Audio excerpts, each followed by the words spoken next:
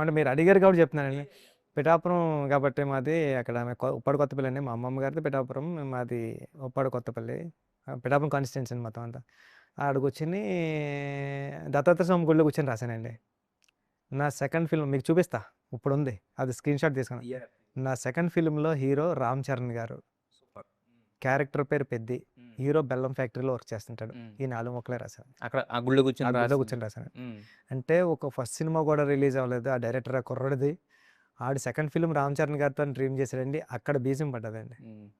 అది ఇక్కడ వరకు వచ్చింది సార్. అంటే నాకు తెలిసి మొత్తం అంటే అది మీ స్క్రీన్ ప్లే అనుకోవచ్చా, గాడ్ స్క్రీన్ ప్లే అనుకోవచ్చా? దేవుడండి ఇంకా. లేకపోతే మీరు అంటే అసలు ఎందుకని ఇంతమంది హీరోలు ఉన్నారు, మీరు ఆ! ఎంతమంది స్టార్ హీరోతో వర్క్ అవునండి. చేశారు అవునండి. సుకుమార్ గారితో అవును సార్. కలిసి. అసిస్టెంట్ డైరెక్టర్‌గా వర్క్ చేసినాం. బట్ కానీ రామ్ చరణ్ గారు అనేది ఇంకా ఆ టైంకి దేవుడు దే ఇచ్చాడు సార్ నేను రెండో ఫిల్మ్‌లో హీరో రామ్ చరణ్ గారని రాయడం ఏంటండి? అదే రామ్ చరణ్ గారితో ఫిల్మ్ చేయడం ఏంటండి? ఎవరికైనా చెప్తే కూడా రామ్ చరణ్ గారా? అసలు ఏం చేస్తున్నారో ఫస్ట్ సినిమా రిలీజ్ అవ్వలేదు. పోన్లే ఉప్పెన రిలీజ్ అయింది. ఉప్పెన రిలీజ్ అయినా పోన్లే రామ్ చరణ్ గారు రావడం అంటే అదంతా యాదృచ్ఛికం దేవుడి దయ తప్పండి. లేకపోతే అస్సలు జరగదండి.